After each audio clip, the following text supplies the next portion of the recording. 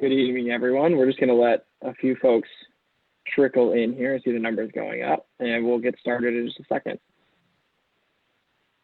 Before we get started with the Energy After Hours, I just want to thank our sponsors. So Emera Technologies, Block Energy, Femur, NorCal Controls, and Power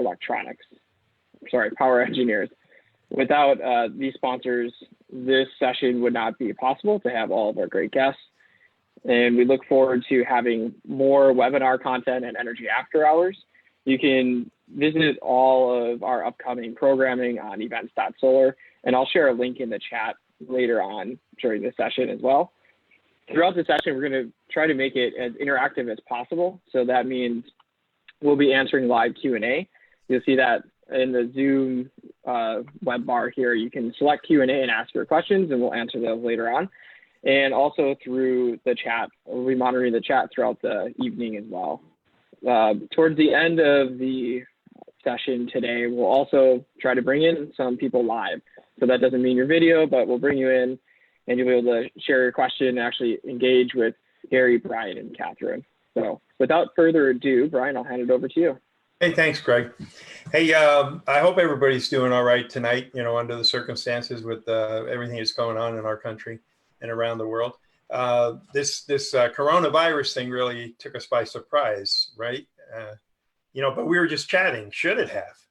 I mean, during the last 20 years, there have been at least 6 major virus outbreaks, any one of which could have caused an equally destructive problem that this virus did.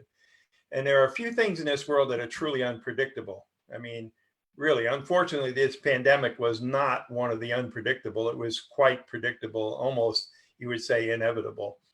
I mean, have you ever heard the expression, firing a warning shot over the bow? It kind of holds the notion that before a destructive shot is fired, warning shots are often given.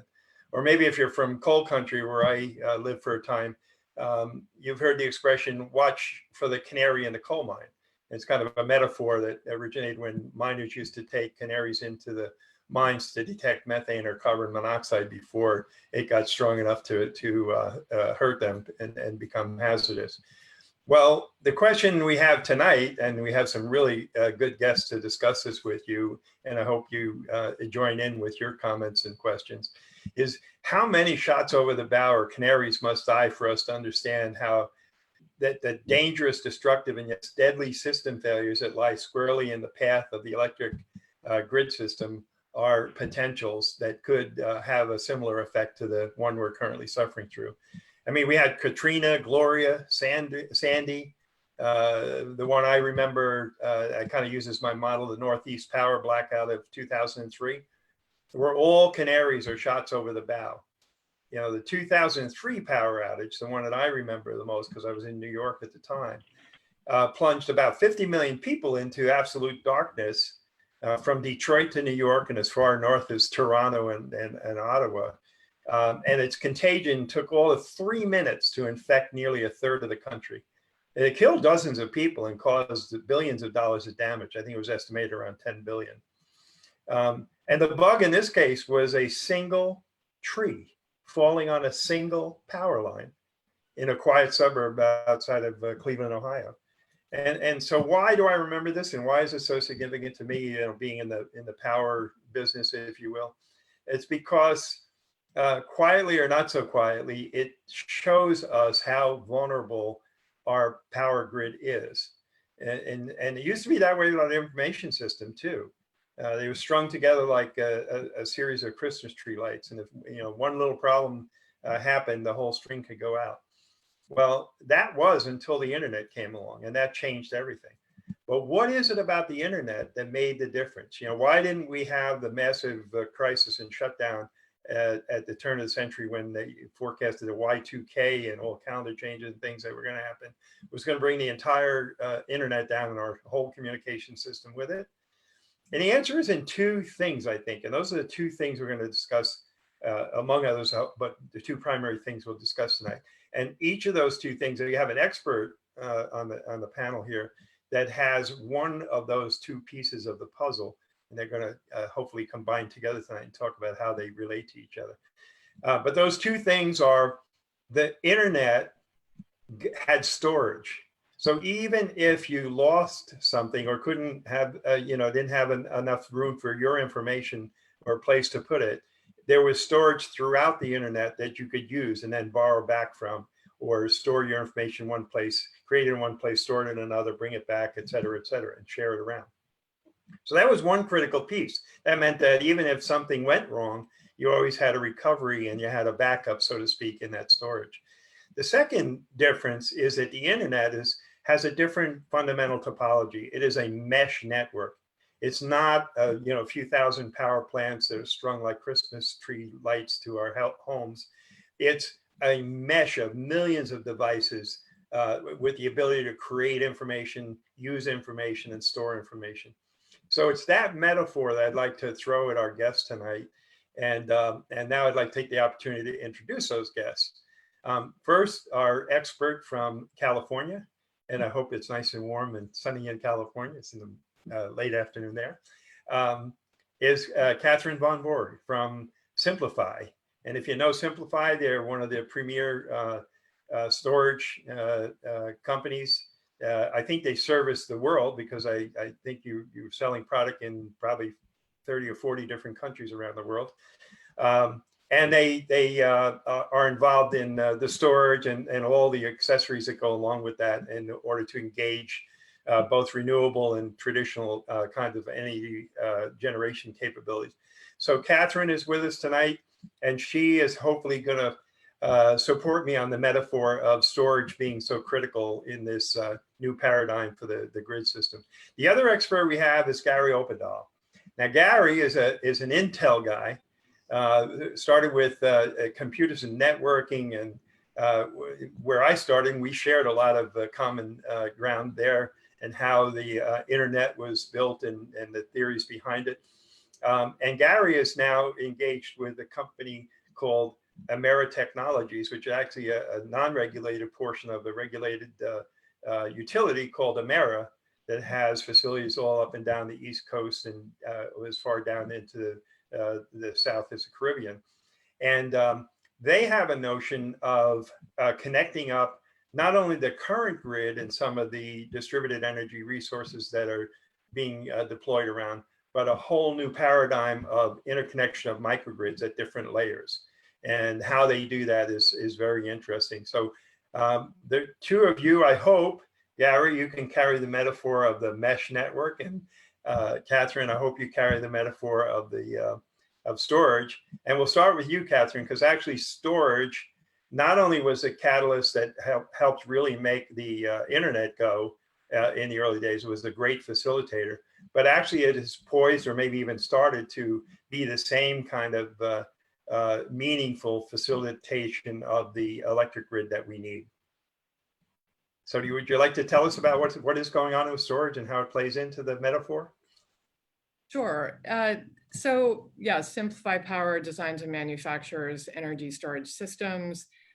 We only use a non-toxic, environmentally benign chemistry. The reason for that is we're very committed to resilience, and the topic of the discussion today. And resilience really can't be achieved if the storage that you're creating at the customer site or utility scale is fundamentally toxic or hazardous and putting the customer at risk. So we've been engaged since 2010 when we founded in issues around resilience and energy security. As you said, we're in over 40 countries currently, and we work in both on-grid and off-grid systems. And it's important to note that we work with residential, commercial, and industrial, but we also work with utilities. And there are many utilities, not just in the US, but globally, that are looking at this question of resilience. And storage plays an enormous role because if a customer has at their site, their home, their business, their hospital, their community, storage, a way to take reserves, whether it's solar generation, wind, traditional power plant, if you can take that power that's being generated, whatever the source, and store it in efficient batteries that have a very low self-discharge rate. So you can store that power for weeks or months at a time without losing power. you have security, you have resilience, and it creates a situation where economic losses, health is not compromised, especially when you talk about medical equipment, clinics, hospitals, but it creates a resilience and a security that is both economic and social. So we work on grid, off grid, and the last point I'll make is this question about top-down, centralized generation and storage versus distributed, as if it's an either or zero-sum proposition is false, and it's a false choice. That storage can play along the entire distribution grid and adds resilience at each of those points along the transmission and distribution grid. And we see it as a real way to solve a lot of the problems, certainly here in California around the planned power shutoffs, the public safety power shutoffs that PG&E, SD, San Diego Gas and Electric, and Southern California Edison have been utilizing to try and prevent more forest fires. But storage stands to play a role such that the utilities can engage in customer-sited assets, either through rebates like what's happening in Massachusetts, where they're supporting customers purchasing, owning and deploying the assets, or owning the assets themselves, a project that we're currently doing with Emera and others. So I'll stop there. Yeah, that's great. You know, when I first met you, Simpliphi, I think, was primarily focused at really local storage, which was at the home or at the premise level. But since then, your company has just expanded into the whole spectrum all the way up to utility scale. So you make an excellent point, is that there's not a single place even for storage. It can be done very locally to the loads, or it can be up in the intermediate part of the system as well. But Gary, even with storage, there's still some other tricks that you need to have up your sleeve. And you folks at Emera Technologies with, I think the platform is called Block Energy, are really demonstrating something that really gets very close to being that metaphor of the internet. So do you want to clue us in on what's going on there? Absolutely, Brian. Thanks. And it's always good to be with you, and especially good to be with Catherine. You know, the deal is the world wants clean energy and has for some time. The problem is, and if you look at the data, and the data says we're not implementing renewables at the pace or scale necessary to solve the problem. And why is that? A lot of us have heard about distributed energy resources and microgrids, but what does that mean? And how does that work? And, you know, the old joke is, you've seen one microgrid, you've seen one microgrid. What we've developed is a platform which can scale, and it's a systems approach that brings all of these DERs together. And it's a business model innovation in that it's in front of the meter. In other words, all of the storage, all the electronics, all the controls, and the solar are all in front of the meter, which means that in a given big screen TV to computers and everything else. So in the future, you'll have more and more DC parts of your home. But for now, it's a resiliency play, and that's the title of this. And you know, demonstration beats discussion every time. We have the Kirtland Air Force Base Resiliency Project, where we have a microgrid that's been up and running now since last year, and running fully autonomously, because when you have the controls at the very loads themselves, those controls can practice not only machine learning, but then game theory. In other words, they understand that selfishly to keep the state of charge of the battery, to be able to run that home and load, because it knows what those loads are, what time of day they come on and go off, etc. But it's also very aware of the community. That's the game theory part. And so it can, using its own vector pricing, it can play nice in the sandbox with all of the other shared resources and maximize battery life and take care of everybody in the community. And that's the biggest deal. But the biggest deal with the Air Force is, you used to have to make a choice between renewables and resiliency. right? And you say, well, you can't be resilient if the sun's not shining, I'm not producing power. But with the combination of generation, even if it's intermittent, and storage and controls, now we're more, and we've proven ourselves to be more resilient than the standby diesel generators. And so when you prove that, then resiliency and renewables go together, and that's the key. And also by taking out the relative complexity of having multiple inverters in a system and sort of communicating on a more simple platform, the DC platform, I guess, it makes the battery implementations easier, I would expect. In particular, Catherine, I was going to ask you, not everybody puts in what they need in the beginning, or maybe they don't even know how much storage they need and they're going to grow over time. Are these kind of battery systems or storage systems kind of modular enough that you can grow your application at a particular level in the microgrid as you go along? Yes, and that's where the efficiency and the performance profile of the storage solution really matters. Each performance metric in a profile generally has a direct correlate to the return on the investment. So the higher the efficiency, the more you're actually able to pull energy out of the battery close to what went in. The longer the cycle life, the longer you are able to use that battery, avoid replacement costs, the lower the self-discharge rate, the more rapid discharge rate and charge rate. All of those matter in terms of recouping that investment. So the battery definitely matters. And another comment I wanted to make with regard to Gary, this issue of intermittency, it for so many years was relegated to renewable energy. But certainly we see in California with the public safety power shutoffs, but all over the country and indeed all over the world, intermittency is now relegated to the grid as well. And so the question isn't how do we create resilience with just renewables?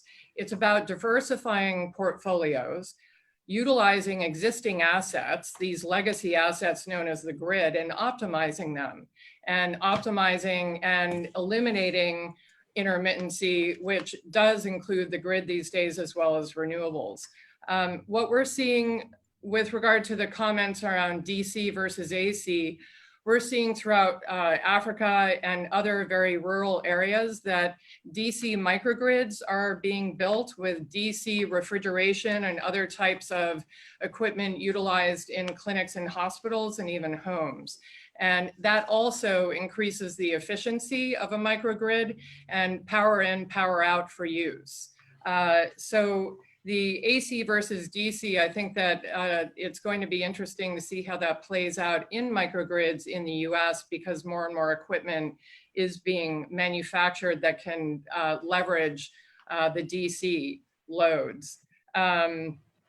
I know what we're hoping to do there, by the way, is to, we're working on creating a standard that would allow appliance manufacturers and device manufacturers to incorporate a dual input capability. So you could actually buy an appliance, let's say a dishwasher, a washing machine, or a refrigerator, and maybe initially you only have AC available and you haven't put in your storage and microgrid system, but later on you do, and you don't want to throw away your refrigerator or have to put an inverter there. So it has the capability of just switching over to DC, because largely inside all these boxes, even today, they're really DC, they're electronic, and all that conversion overhead will go away when you're able to feed it directly what it wants, which is the DC. So, right. So it'll be interesting to see how that evolves. Yeah. And to Gary's point, the software and the controls are so critical. And those software platforms are really blurring the line between what's in front of the meter and what's behind the meter in terms of being able to pull that resource, whether it's from the utility perspective and in aggregate, these distributed assets that can be used as the virtual power plant. But then when utilities have maintenance or there's a power shutoff, these assets can deaggregate. And so wherever those assets are, whether it's a microgrid or homes, and Gary, I love the way you described these kind of concentric circles where microgrids, even of themselves, depending on the size, can break up into different sections. So there's no one point of failure. Right. And that is really, truly achieving resilience, and being able to do that with the software programs is critical. And as an energy storage manufacturer, we look to partner with these software platforms because they can optimize whatever the assets are, on grid and off grid. As many of you know, and that's the eyes-on, hands-off aspect of it, Brian. Sorry, that when you have all of these distributed controls, then we don't have to intervene in the system. It can operate on its own autonomously because it's checking things all the time. We can go about our lives and our businesses and not worry about our energy systems, which are finally fully optimizing themselves all the time. We had a great conversation with a Northern California Muni one time who said, people talk about the smart grid. Well, we've already got a smart generation and transmission. The world's largest machine is rebalancing itself every couple of seconds. What we need is smart distribution. And that's putting the DERs out at the distribution level, creating those concentric circles so that we have both renewables and resilience and a really, really smart system that's constantly optimizing itself. That's where we're really going to get the efficiency gains and the path forward to the future. Right. I was just going to make the point about the metaphor that, in a sense, when one of these microgrids islands itself from the bigger grid, it's very similar to the way we're socially distancing or sheltering in place. We're kind of disconnecting, so we're not spreading any kind of problem to other sections of the community, so to speak. I kind of liken the use of gloves and the N95 mask, is it, for the coronavirus, as the kind of firewalls that we put up on the technology to keep viruses out of our computers. So in a lot of ways, we are, in a sense, emulating the human reaction to this resiliency that we would like to get in our health systems in the power system. So the metaphor, I think, does carry through there.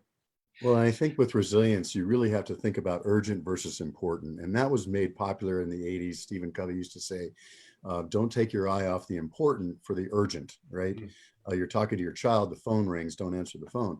And right now, resiliency is an urgent issue, right? And first we had Puerto Rico, then the PSPS in Northern California. Those are urgent. But if you look at the military, you look at airports, though, you don't have to teach them the VOR, the value of resiliency, because it's important to them. They get it every day. And I think that those folks are starting to lead the way in figuring out that resiliency is important to the mission. And I think that's where we can take our lead and really understand resiliency as a service, resiliency as a part of everything that we do.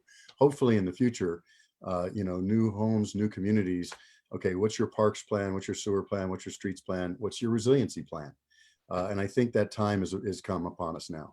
Right. And Brian, you mentioned COVID-19 and this global pandemic. I think we need to think about resiliency in a much broader way. In other words, the economic losses that have been incurred because of the pandemic. In California alone, we're looking to fire season and the economic losses that happened last year. And I believe within the first 2 weeks of PG&E outages, Professor War out of Stanford estimated it was about $2 billion. So how is the California economy going to sustain power outages and the economic losses on top of the economy currently and the losses because of COVID-19? This is where resilience really speaks to an economic type of resilience and an energy resilience, and they go hand in hand. These distributed assets and the software that, again, as Gary says, creates this kind of open market with gaming principles, the resilience that can be achieved on an economic level and the access to power and not foregoing these outages really is critical at this time, especially within the context of COVID-19 and this whole notion around resilience. So one of our participants is asking, would it be helpful to sort of forecast a load shape that is out there, and does that allow the intelligence within either the local nodes or the whole of the grid of grids, I'll call it, to operate even more effectively than we're probably even thinking about at this point? Oh, that's the primary thing that distributed controls can do. And in California, they discovered the duck curve. Everybody on this phone call, I'm sure, understands what that is. But as we implement more and more renewables, that's going to become a bigger and bigger problem, where we have too much energy during the day and not enough at night. And as Catherine will tell you, storage is the answer to that. But if you have controls along with that storage, each of our microgrids, the way we design them, for instance, has one single point of contact. It's running DC within the microgrid, but it has a single point of contact connection to the bulk power grid, and can actually provide reactive power and voltage VAR support back to that bulk power grid. But it can take energy from the bulk power grid as the bulk power grid desires, or it can give. And that's the way we balance it all out using storage, especially distributed storage. That's the answer to flattening that curve. I know if you put enough system, you start to harvest the edges of the solar curve. So even when the solar radiance is low, or if clouds come, et cetera, and you want to oversize your solar arrays so that you get maximum power even under those conditions, that you end up having a clip when the sun is at full brightness and full radiance. But with storage, you can take all of that clip power and store it, and then fill in the curve later on. So that's even a bigger advantage now that cost of solar and the cost of storage have really come into a position of making it an economic play as much as any other thing, resilience or environment or anything else. Economics are really starting to toe the line. Never curtail. Yeah. Greg, do we have any other questions you'd like to throw at us, or has anybody? I've seen a few questions flash up. Yeah. From time to so time. I'll shoot this one over to. I'll send this one over to Catherine. There's a question from the audience about what do we do in a post-pandemic world? Like, what are the steps that you would suggest either companies or utilities taking to be more resilient? And then the second part of that would be, how are EVs integrated into all this? Post-pandemic world. Well, I think what we've been highlighting, and certainly within the context of COVID-19, is resilience really requires storage. It requires it in a distributed fashion, the DERs, and it requires software that can intelligently manage, and even with AI built in. I think the necessity of creating reserves, and we see this in a more casual way with people hoarding from grocery stores. And the joke is always about the toilet paper. But I think there's an instinct that people are feeling as they see their centralized top-down distribution systems failing, and even the threat of failing. And when we think about distribution systems, it can be power, water, food, it can be finance, banking institutions, even our own government. And when people begin to feel the pressure and the possibility of failure, they're beginning to take it upon themselves to build reserves in their own homes, their own businesses, their communities, schools, whatever it is. And so to your question, what do I see as a post-pandemic world? I'm hoping that this experience, and again, some of the behaviors we see in the general population, this urge to create reserves that people can have control over and make decisions about, but also in partnership with the large centralized systems. so that, again, we're not executing on this either or scenario. We are looking to technology and innovation to solve some of these problems, but fundamentally, yes, building in reserves so that when these large distributions fail, we can provide for ourselves. And this became part of the movement, the farm to table. You think about localized energy and batteries that can store energy to use on your terms when and where you need them. It's the same kind of principle. With EVs, I could answer that, and I certainly have points on that, but Gary, why don't I punt that to you for the second part of the question? Yeah, as I stated earlier, a future-proof system takes EVs into account, and you know, playing on the COVID thing, the people who we should all be thinking about, how do we evolve out of this stronger? And the way to do that is to watch the trends, as we all should be doing all the time, instead of just drifting through life, and figuring out how to embrace those new trends in new and different innovative ways. But with respect to EVs, you know, if you believe that your generation is going to be solar, why would you convert that DC energy to AC just to put back into a DC car or many of the other things that we have that are DC? So in an ideal situation, you would be generating at the local community level, and you would be keeping it DC and charging your car with it, and saving the round trip inefficiencies of converting from DC to AC back to DC. And so any future-proof system, in my humble opinion, needs to have a DC component. Again, as Catherine said, it's always and, it's not or. It doesn't mean we're going to get rid of AC tomorrow. That's silly. But where it makes sense, we should keep the power DC and save the conversions back and forth.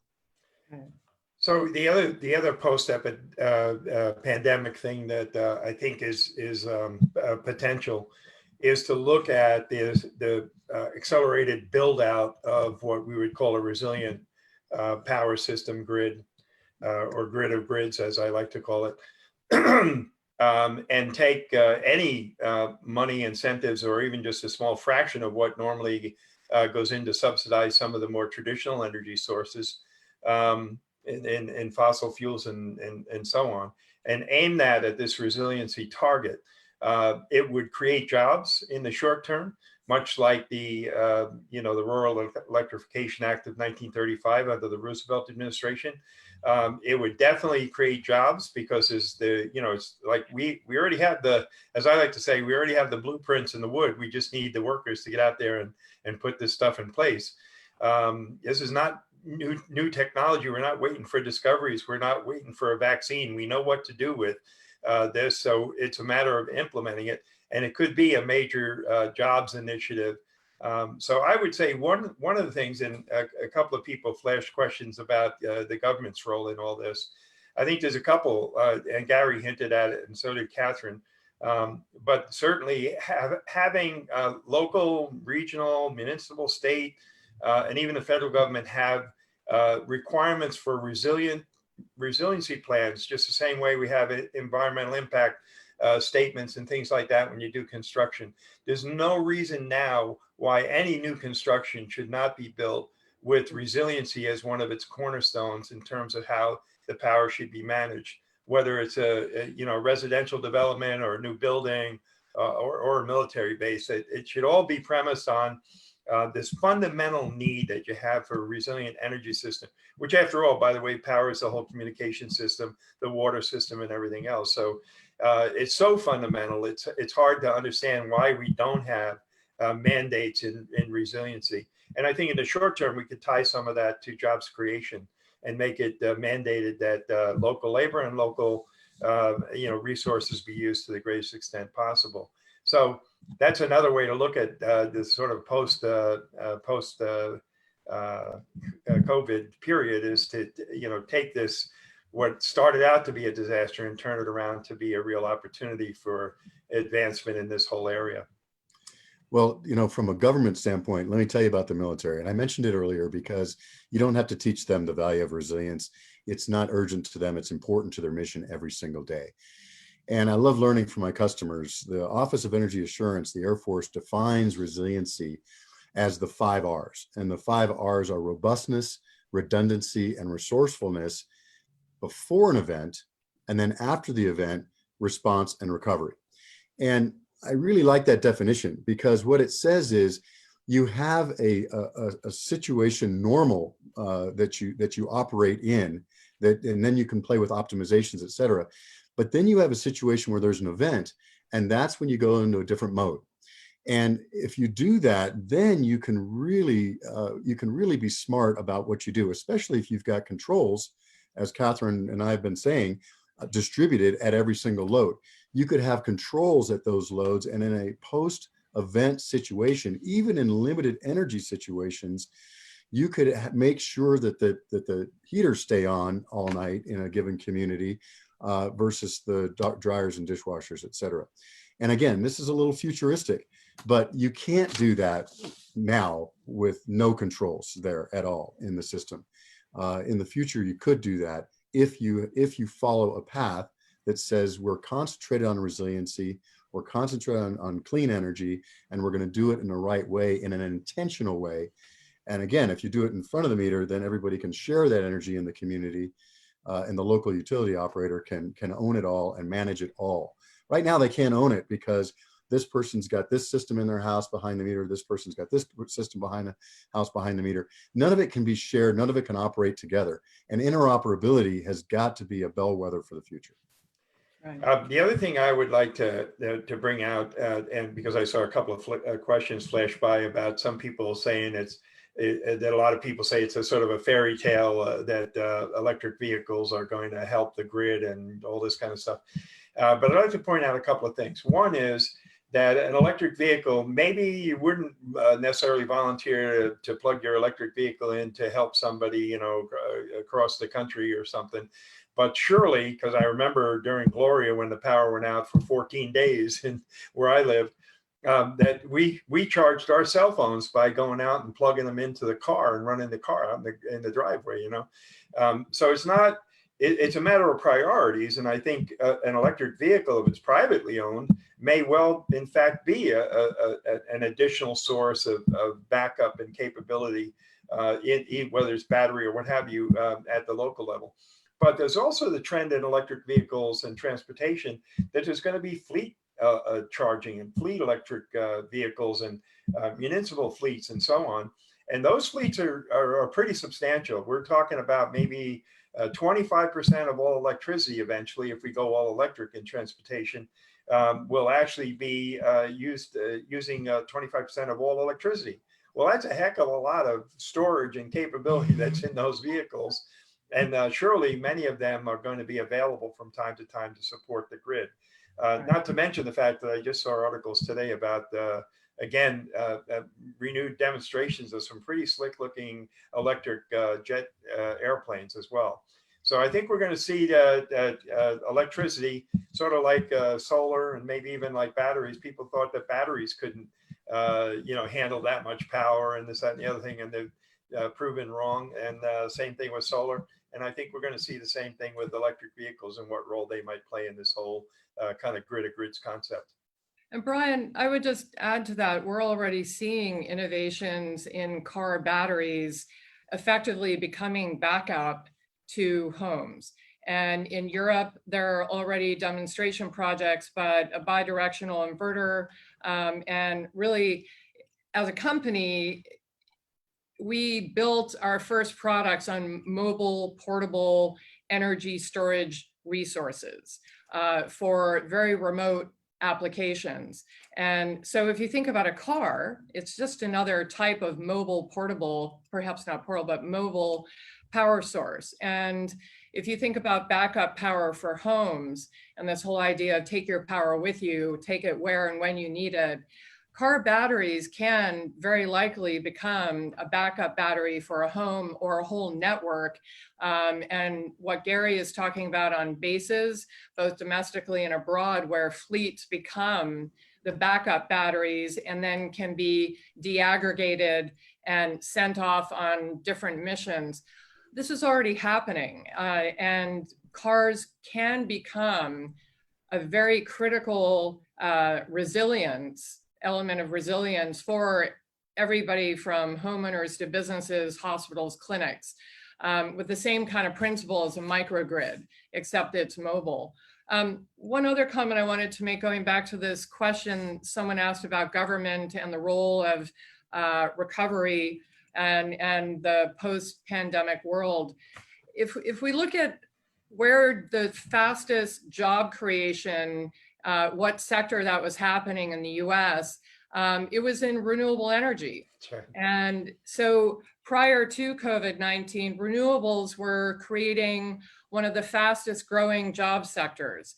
And if you look at analysis between fossil fuels and renewables, it's a 1-to-3 ratio in terms of job creation.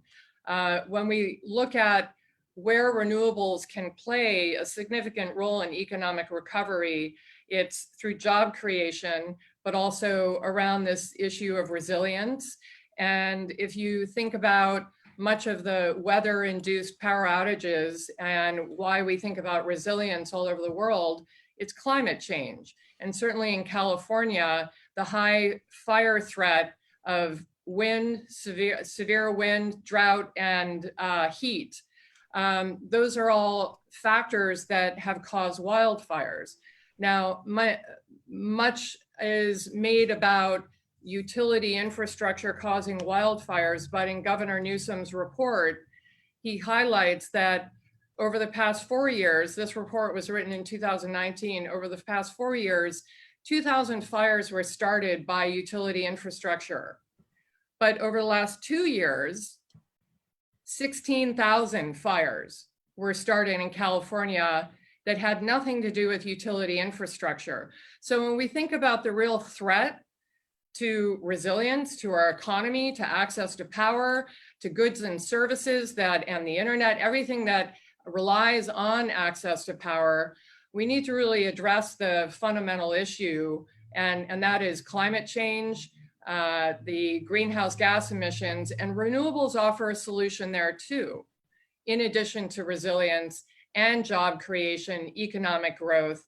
And the one last point I'll make with regard to government role is in the US alone, subsidies for gas and oil, fossil fuels come to about 370 billion, depending on the report you read. By contrast, renewables come to about 100 billion.